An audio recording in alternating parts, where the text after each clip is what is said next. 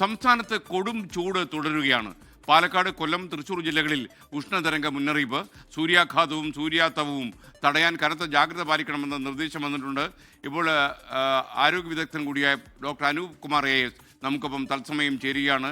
Doctor Anoop Kumar, ഈ അടുത്ത കാലത്ത് നമ്മൾ കേട്ടുകഴിവില്ലാത്ത രീതിയിൽ 41 ഡിഗ്രി സെൽഷ്യസിലൊക്കെ ചൂട് കടക്കുമെന്ന വാർത്ത വരുന്നു. ഈ അവസരത്തിൽ നമ്മുടെ ആളുകൾ ശ്രദ്ധിക്കേണ്ട ഏറ്റവും പ്രധാനപ്പെട്ട കാര്യമാണ് ഇത്രയും കടുത്തൊരു കാലാവസ്ഥ ഈ അവസരത്തിൽ വരാനുള്ള കാരണം എന്താണ് ഡോക്ടറുടെ അഭിപ്രായത്തിൽ?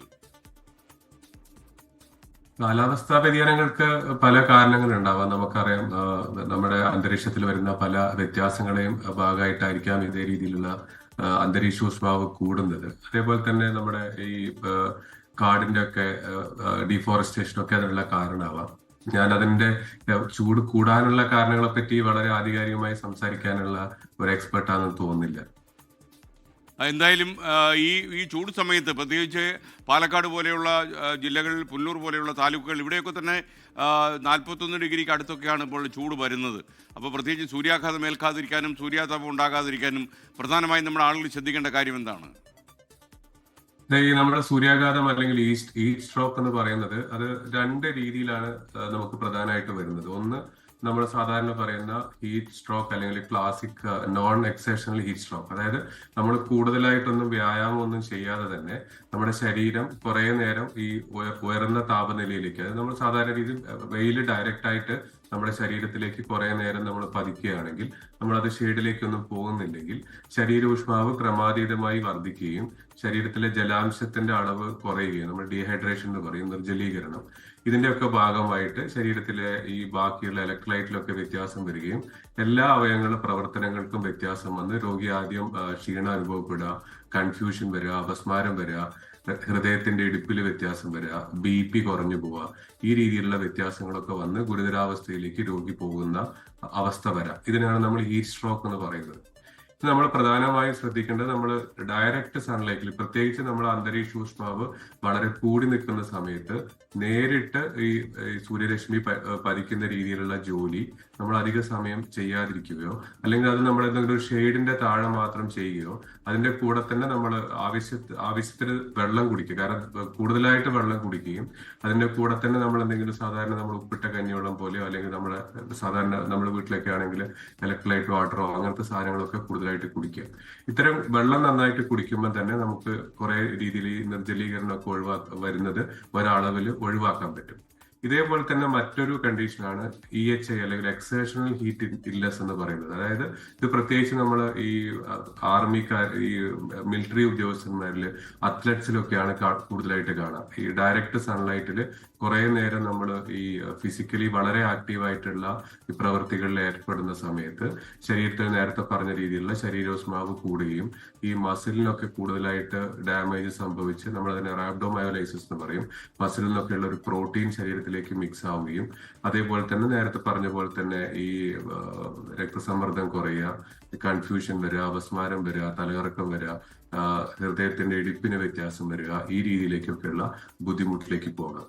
അപ്പൊ അതുകൊണ്ട് തന്നെ നമ്മൾ സാധാരണ രീതിയിൽ ശ്രദ്ധിക്കേണ്ടത്, പ്രത്യേകിച്ച് നേരത്തെ താങ്കൾ സൂചിപ്പിച്ച പോലെ തന്നെ ഈ അന്തരീക്ഷോഷ്മാവ് വളരെ കൂടി നിൽക്കുന്ന സമയത്ത് നമുക്ക് ഇത്തരത്തിലുള്ള ഈ വെയിലത്തൊക്കെ കുറെ സമയം നിൽക്കുമ്പോൾ ഇത്തരത്തിലുള്ള എന്തെങ്കിലും ക്ഷീണം അനുഭവപ്പെടുകയാണെങ്കിൽ ഉടനെ തന്നെ നമ്മൾ ഈ ഒരു തണുത്ത ഷെയ്ഡുള്ള ഭാഗങ്ങളിലേക്ക്, തണലുള്ള ഭാഗങ്ങളിലേക്ക് മാറുകയും വെള്ളമൊക്കെ വളരെ ആവശ്യത്തിന് കുടിക്കുകയും പിന്നീട് വീണ്ടും ഒരു ബുദ്ധിമുട്ട് അനുഭവപ്പെട്ട വീണ്ടും അത്തരത്തിലേക്കുള്ള ഒരു ഡയറക്റ്റ് സൺലൈറ്റിലേക്ക് അല്ലെങ്കിൽ നേരിട്ട് വെയിലിലേക്ക് പോവാതിരിക്കുകയും ചെയ്യുക എന്നുള്ളതാണ് നമ്മൾ ശ്രദ്ധിക്കേണ്ടത്.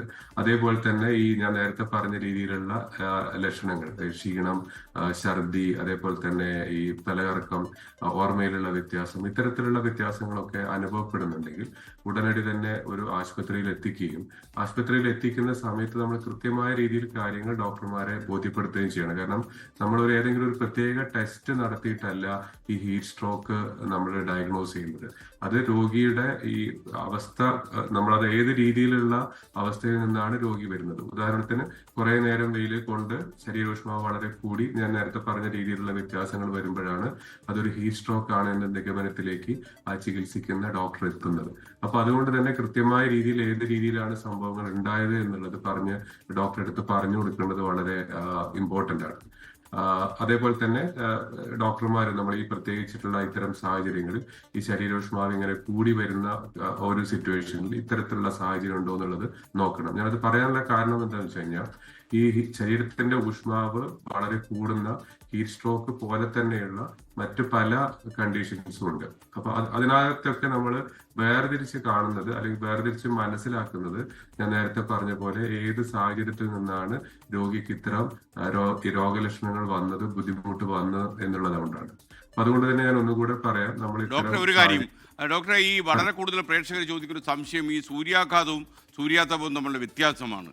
അപ്പോൾ അതുകൊണ്ട് ഡോക്ടർ എന്ന് പറഞ്ഞു കൊടുത്താൽ നമുക്ക് ഈ ചെറിയ സംസാരം സമയപരിമിതി മൂലം അവസാനിപ്പിക്കാമായിരുന്നു. സൂര്യാഘാതം ഞാൻ നേരത്തെ പറഞ്ഞ പോലെ ഈ വളരെ ഗുരുതരാവസ്ഥയിലേക്ക് ഞാൻ നേരത്തെ പറഞ്ഞ രോഗലക്ഷണങ്ങളോട് പോകുന്നതാണ്. ഈ സൂര്യാഘാതം അല്ലെങ്കിൽ ഹീറ്റ് എക്സോഷൻ എന്ന് പറഞ്ഞു കഴിഞ്ഞാൽ നമ്മൾ വളരെ ചൂടുള്ള സമയത്ത് വളരെ കൂടുതൽ ദാഹം അനുഭവപ്പെടുക, തലവേദന അനുഭവപ്പെടുക, ക്ഷീണം വരിക, ആ രീതിയിലേക്കുള്ള ബുദ്ധിമുട്ടാണ് വരുന്നത്. അതാണ് ഹീറ്റ് എക്സോഷൻ.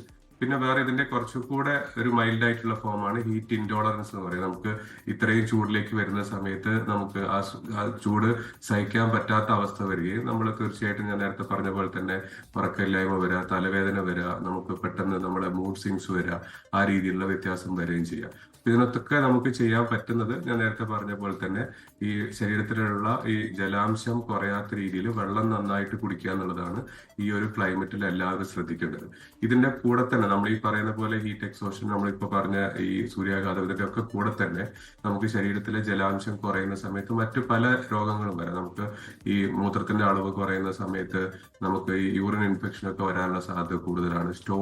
യൂറിനറി സ്റ്റോൺ ഒക്കെ ഉള്ള ആൾക്കാർക്ക് അതിന്റെ ബുദ്ധിമുട്ട് കൂടാനുള്ള സാധ്യത ഈ സാഹചര്യത്തിൽ കൂടുതലാണ്. അതുകൊണ്ട് തന്നെ വെള്ളം വളരെ നന്നായിട്ട് കുടിക്കുക എന്നുള്ളത് തന്നെയാണ് നമ്മൾ പ്രധാനമായും ഈ സാഹചര്യത്തിൽ ശ്രദ്ധിക്കേണ്ടത്.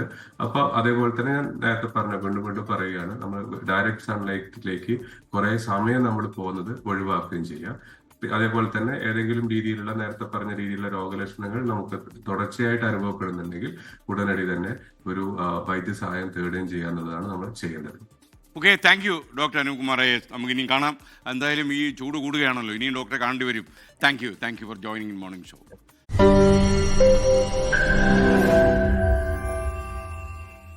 ലോകത്തെവിടെയായാലും ഏത് സമയത്തും 24 വാർത്തകളും ഓഗ്മെന്റഡ് റിയാലിറ്റി പാക്കേജുകളും എക്സ്പ്ലെയിനറുകളും വിശദമായി കാണാൻ ഞങ്ങളുടെ യൂട്യൂബ് ചാനൽ നിങ്ങൾക്ക് സബ്സ്ക്രൈബ് ചെയ്യാം.